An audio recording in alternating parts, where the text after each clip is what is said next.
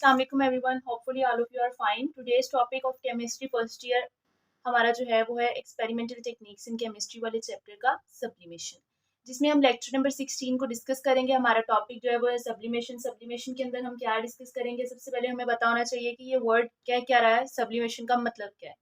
तो sublimation basically क्या है कि आपका एक ऐसा प्रोसेस है जिसके अंदर आप क्या करते हैं कि आप सॉलिड को लिक्विड की बजाय डायरेक्ट क्या कर देते हैं, वेपोराइज कर देते हैं, वेपर्स में कन्वर्ट कर देते हैं, यानी गैस बना देते हैं। ठीक है, और फिर आप क्या करते हैं कि उस वेपर्स को अगेन कॉन्डेंस करके, तकरीबन आप इसको कंडेंसेशन भी कह सकते थे, लेकिन इसमें क्या होता है कि वेपर डायरेक्ट दोबारा सॉलिड बनाते हैं, तो ये होती है डेपोजिशन। ठीक है, ये कंडेंसेशन होनी चाहिए थी लेकिन ये कंडेंसेशन नहीं होती। सब्लिमेशन में क्या होती है, सब्लिमेशन में होती है डेपोजिशन। डिपोजिशन जब होती है दोबारा से हमारे पास बन जाता है ये सॉलिड। तो हमारे पास डेफिनेशन क्या हुई सब्लिमेशन की, सब्लिमेशन की डेफिनेशन है, it is a process in which solid when heated vaporized directly without passing into the liquid state, ये liquid बनता ही नहीं है, और these vapors can be condensed, condense की बजाय यहाँ पे word use होना चाहिए था deposit into the form of solid again। तो यहाँ पे बात आई कि अगर हमने सॉलिड से सॉलिड ही बनाना था तो ये हमने परफॉर्म किया क्यों। हमने जैसे पिछले जो हमारा टॉपिक था क्रिस्टलाइजेशन का, वो इसीलिए करवाई थी ना कि हमारे पास ये जो सॉलिड था ये इम्प्योर था, इसके अंदर कोई ना कोई इम्प्योरिटी प्रेजेंट थी, हमने उसको खत्म करना था, तो हमने क्रिस्टलाइजेशन करवाई थी। इसी तरह सब्लिमेशन भी क्या है, इम्प्योर सॉलिड को हमने एक प्योर सॉलिड में कन्वर्ट करना है। अब जो कैसे कन्वर्ट करना है ये चीज़ जो है ये हम देखेंगे, लेकिन उससे पहले आपको ये पता होना चाहिए। अब आप कहेंगे क्रिस्टलाइजेशन जब है तो फिर हम सब्लिमेशन क्यों करवाएं। अब हमारे पास जो है क्रिस्टलाइजेशन जो है वो इस हवाले से अच्छी है कि हमें क्रिस्टलाइजेशन क्या करती है, मोर प्रोडक्ट्स देती है। क्या करती है, मोर प्रोडक्ट्स, हमें इससे जो यील्ड मिलती है वो बहुत ज़्यादा मिलती है। जबकि हमारे पास जो है सब्लिमेशन, सब्लिमेशन का हमें फ़ायदा क्या है, फिर सब्लिमेशन हम इसलिए जो है वो यूज़ करते हैं कि जो हमारे पास सब्लिमेशन है ना वो दो तरह के काम हमें दे सकती है। एक क्या है कि इसके अंदर कोई सॉल्वेंट वेस्ट नहीं होगा, हम करके देखेंगे ना, आपको अंदाजा होगा कि इसके अंदर हमारा कोई सॉल्वेंट वेस्ट नहीं होगा। दूसरा ये क्या होगा, ये प्रोसेस क्रिस्टलाइजेशन से क्विक प्रोसेस होगा। तीसरा ये फायदा होगा कि इससे जो सॉलिड है वो बहुत ज्यादा अच्छा प्योरीफाई हो जाएगा। ठीक है, उसमें से जो इम्प्योरिटीज हैं वो निकल जाएंगी, ये इसके फायदे होंगे। तो क्रिस्टलाइजेशन की बजाय फिर हम सब्लिमेशन इसलिए यूज करते हैं ये चीज। अब हम देख लेते हैं कि सब्लिमेशन का प्रोसेस क्या है, उसके लिए हम उसका ऑपरेटर्स देखते हैं कि होगा कैसे। आपने लेना है ट्राइपॉड स्टैंड, ट्राइपॉड स्टैंड के ऊपर या तो आप ले लें वाटर बाथ, ठीक है, या आप ले लें वाटर बाथ। वाटर बाथ का आपको लास्ट लेक्चर में पता चल गया होगा कि कोई भी बाउल लेके उसके ऊपर पानी डाल लेते हैं, उसके अंदर जो है ना वो पानी डाल लेते हैं। अब वाटर बाथ ले सकते हैं, अगर आपने वाटर बाथ नहीं लेना तो आप वायर गॉज भी ले सकते हैं। वायर गॉज जो है ना वो इस तरह की मेटल की होती है, गॉज टाइप, यानी कि एक नेट टाइप सी होती है। ठीक है, ये इनफ्लेमेबल लिक्विड्स के लिए मोस्टली यूज होता है, लेकिन सब्लिमेशन में आप इसको यूज करेंगे। अब ये लेके आपने क्या करना है कि आपका जो भी मटेरियल है, जो भी इम्प्योर सॉलिड है, यानी क्रियोड सॉलिड या इम्प्योर सॉलिड है, क्रियोड सॉलिड उस सॉलिड को कहते हैं, उस चीज को कहते हैं जिसके अंदर अब इम्प्योरिटीज भी हों, उसको प्योरिफिकेशन की जरूरत हो, ठीक है, बिफोर यूज। तो हमने क्या किया कि हमने वो जो भी हमारा क्रियोड, एग्जाम्पल मैं ले लेती हूँ कैम्फोर, ठीक है, ये ट्रीज से निकलता है, कैम्फोर ट्री से लेते हैं हम इसको। ये बहुत सी हेल्थ के लिए, यानी कि फार्मास्यूटिकल हमारे पास जो इंडस्ट्रीज हैं वो इसको यूज करती हैं, तो इसको पहले प्योरीफाई करती हैं। वो क्या करती हैं, अब ये हमने लिया, इसके अंदर हम ले लेते हैं एक बाउल, उसके अंदर हम रख देते हैं कैम्फोर, ठीक है, कैम्फोर यानी कि मैंने इसको रख दिया। आप कोई भी जो भी सॉलिड आप इम्प्योर सॉलिड को करना चाह रहे हैं वो आप इसमें ले लेंगे। आप इसके ऊपर रखेंगे इन्वर्टेड फनल। फनल का आपको लास्ट लेक्चर में आइडिया हो गया होगा कि वो कैसी दिखती है, ठीक है, इस तरह से होती है ऑलमोस्ट फनल, ठीक है। ये हो गई फनल। फनल के ऊपर आपने यहाँ पे कॉटन लगाना चाहें या आप यहाँ पे कॉटन लगाना चाहें, वेट कॉटन आप लगा देंगे, यानी कि फनल मुकम्मल तौर पे बंद हो जाएगी। फिर आप लगाएंगे बर्नर। बर्नर से लगा के जब आप कॉन्टीन्यूसली हीट करेंगे तो आपके पास ये जो कैम्फोर है ये क्या करेगा, वेपर्स में कन्वर्ट होगा। ऊपर जाके कॉटन की वजह से, और ऊपर से बंद है, कोल्ड कॉटन लगी हुई है, उसकी वजह से ये वेपर फ़ौरन से सॉलिड में कन्वर्ट होके वॉल्स के साथ फनल के लग जाएंगे, जिसको आप क्या करेंगे, फिर यहाँ से उतार लेंगे। तो आपके पास जो है वो प्योर सॉलिड आ जाएगा और इम्प्योरिटीज़ नीचे ही रह जाएंगी। हमारे पास अगर हम सादा सा प्रोसेस देखें ना, तो सादा प्रोसेस क्या होता है कि सपोज हमारे पास आइस है, बर्फ़ है, मैं उसको क्या करूँ, मैं इसको करूँ हीट, तो वो क्या होगी, पहले सबसे पहले पानी बनाएगी, एक लिक्विड बनाएगी। उसके बाद अगर मैं उसको फर्दर हीट करते जाऊँ तो वो कैसी बन जाएगी, गैस फॉर्म में, यानी स्टीम वेपर बना देंगी।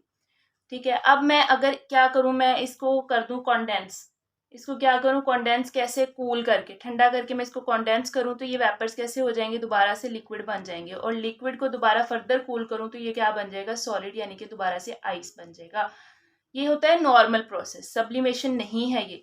इसके अंदर आपको दो चीजें समझ आएंगी कि अगर आपके पास कोई सॉलिड है और उसको आपने लिक्विड या में कन्वर्ट किया है, ठीक है, और उस लिक्विड को आपने आगे फर्दर वेपर्स में कन्वर्ट किया, तो ये वाला जो प्रोसेस था आपका लिक्विड से वेपर में कन्वर्ट होने का, ये कहलाता है इवेपोरेशन। ठीक है, और वही प्रोसेस अगर आप लिक्विड को दोबारा सॉलिड में कन्वर्ट कर रहे हैं, लिक्विड को सॉलिड में कन्वर्ट कर रहे हैं, तो वो होता है कंडेंसेशन। लेकिन आपने इसमें क्या पढ़ा है, सब्लिमेशन में आपने पढ़ा है कि जो ये सॉलिड है इसने लिक्विड में जाना ही नहीं है, इसने डायरेक्ट बनाने हैं वेपर, और फिर वेपर से दोबारा लिक्विड में नहीं जाना और बना देना डायरेक्ट सॉलिड। तो इसमें इवेपोरेशन या कंडेंसेशन नहीं होनी, इसके अंदर होनी है सब्लिमेशन या फिर डिपोजिशन।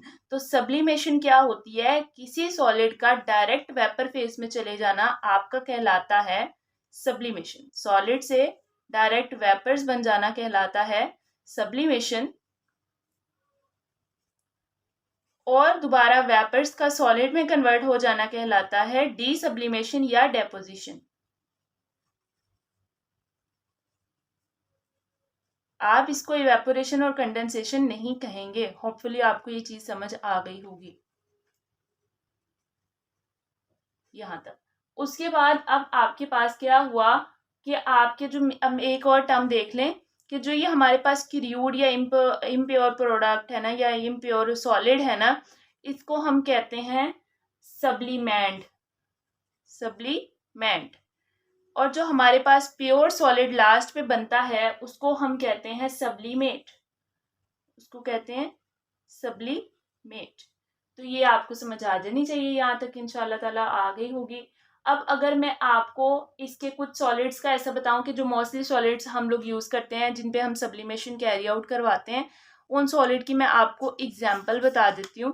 जो पहली एग्जाम्पल है ना हमारे पास, वो किस चीज़ की है, हम उन सॉलिड्स की बात करेंगे जिनको हम मोस्टली प्योर करते हैं बाय यूज ऑफ सब्लिमेशन। उसमें पहली एग्जाम्पल आपके पास है अमोनियम क्लोराइड NH4Cl, इसको हम करते हैं प्योर।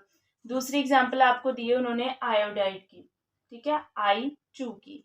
तीसरी उन्होंने आपको एग्जाम्पल दी है नेफ्थलीन की, यानी कि 2 बेंजीन रिंग्स हों तो इसको कहते हैं नेफ्थलीन। मैं इसको ड्रॉ भी करके दिखा देती हूँ, ठीक है, आप इस तरह से ड्रॉ कर लें जिस तरह मर्जी। 2 बेंजीन रिंग्स इकट्ठी जुड़ी हुई हों तो वो आपके पास होता है नेफ्थलीन, ये है आपके पास नेफ्थलीन। उसके बाद चौथा आपको उन्होंने दिया हुआ है बेंजोइक एसिड। ऐसे बहुत सारे आपके पास इम्प्योर सॉलिड्स हैं जिनको आप प्योर करते हैं, ये और डेली रूटीन में यूज होते हैं, इसलिए इनको प्योरीफाई करना भी जरूरी है।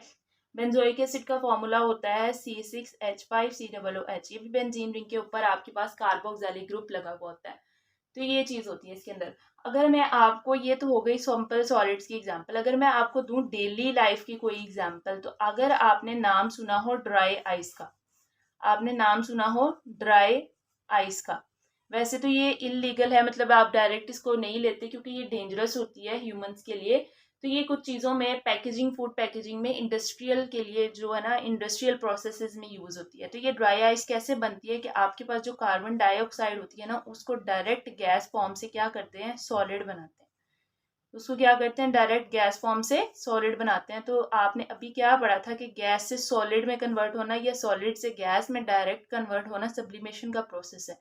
तो ये बनाते हैं, जब ये बना लेते हैं तो जब ये सॉलिड फॉर्म में आ जाती है तो ये हाईली क्या होती है, अनस्टेबल होती है। जब ये CO2 इतनी अनस्टेबल होती है, ये ड्राई आइस की फॉर्म में ये बनाती है यहाँ पे ड्राई आइस। जैसे ही ये ड्राई आइस हम लोग कॉन्टेक्ट में लाते हैं एयर के, तो ये क्या होती है, फौरन से दोबारा से गैस CO2 में कन्वर्ट हो जाती है, यानी कि ये सॉलिड से दोबारा से फौरन से गैस में कन्वर्ट हो जाती है। तो ये बेसिकली एक एग्जांपल है हमारी डेली लाइफ के अंदर जो है सब्लिमेशन की। तो ये हो गया सब्लिमेशन का प्रोसेस।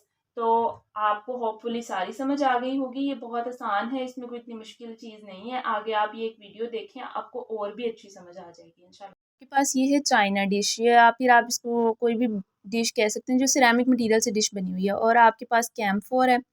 फिर आपने क्या किया, आपने ली कॉटन, कॉटन लेके आपने फनल के अंदर लगा दी। मैंने आपको 2 तरीके बताए, मैंने कहा ऊपर वाली साइड पे भी लगा सकते हैं, नीचे भी। आप वेट करके फनल के ऊपर जो है ना इस कॉटन को लगाएं, ज़्यादा अच्छी फिट हो जाएगी। उसके बाद आपने क्या किया, आपने वो जो कैम्फोर की एग्जांपल मैंने आपको दी है, कैम्फोर लिया, उसके अंदर नीचे वायर गॉस पड़ा है और नीचे बर्नर चल रहा है और ऊपर आपने उसकी इन्वर्टेड फनल रख दी। ठीक है, इसको होने दिया हीट, ये देखें हो रहा है सारा इवेपोरेट होके ना ऊपर आ ही जा रहा है सारा लिक्विड, वेपर बन रहा है। फिर वेपर के बाद जो है ना वो वॉल्स के साथ जो है वो डिपॉजिट होके जो है वो सॉलिड बना रहा है। जब अब ये सॉलिड बन गया तो ये देखें कितना प्यारा ये वाइट कलर का आ गया, ये सारा ये प्योर सॉलिड आ गया कैम्फोर का। जो आपने रखा था वो इम्प्योर था। फिर आप क्या करें कि इसको जो है वो इसमें से निकाल लें और आपके पास प्योर सॉलिड आ गया। होपफुली सब्लिमेशन की आपको समझ आ गई होगी। Thank you so much. अल्लाह हाफिज़।